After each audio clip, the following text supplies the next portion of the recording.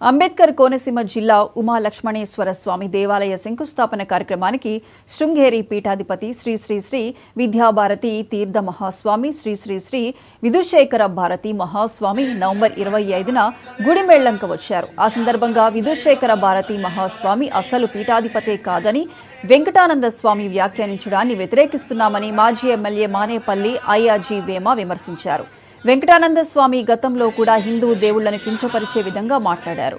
కొంతమంది చేతిలో కీలుబొమ్మలా మారి వారి దగ్గర డబ్బులు తీసుకుంటున్నారని మానేపల్లి విమర్శించారు.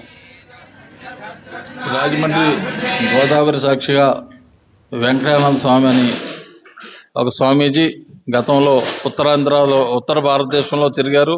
శృంగేరి పీఠంలో 7 సంవత్సరాలు ఉండి అక్కడ శృంగేరి పీఠం వారు పెట్టిన తిండి తిని అక్కడ వాళ్ళు చెప్పిన పాఠాలు చదివి దానికి భిన్నంగా జీవిస్తూ శృంగేరి పీఠాధిపతి విధుశేఖర భారతి స్వామి వారిని ఈ సమాజంలో పీఠాధిపతి కాదు జగద్గురువు కాదని విమర్శ చేసినటువంటి వ్యక్తి వెంకటానందం గారు.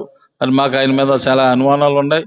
ఈ దేశంలో సనాతన ధర్మం కోసం ప్రజల్లో అనేక రకమైనటువంటి అనుమానాలను నివృత్తి చేస్తూ ఈ సమాజంలో భక్తులు ఏ రకంగా ఉండాలి, తన భక్తిదుడే కాకుండా సమాజంలో పరోపకారం కోసం దైవ కార్యక్రమం కోసం మనుషులు ఎలా జీవించాలనేటువంటి ఒక ఉద్యమ స్ఫూర్తితో కూడినటువంటి కార్యక్రమం తీసుకెళ్తున్న వ్యక్తి విధుశేఖర భారతి స్వామి.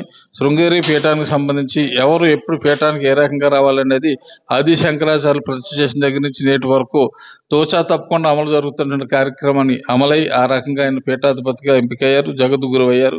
వారి మీద వ్యక్తిగత ద్వేషంతో కక్షతో ఒక అసూయ రాగ ద్వేషాలతో కూడినటువంటి ఉపన్యాసాలు ఇస్తూ ఈ ప్రజల్ని భయభ్రాంతులకు గురి చేస్తున్నాడు ఈ వెంకటానంద స్వామీజీ. వారు ఎలాంటి పనులు చేయొద్దని చెప్పేసి ఆయనకి హెచ్చరిక చేస్తున్నాం. రాజమండ్రి గోదావరి సాక్షిగా వెంకటానంద స్వామి అని ఒక స్వామీజీ గతంలో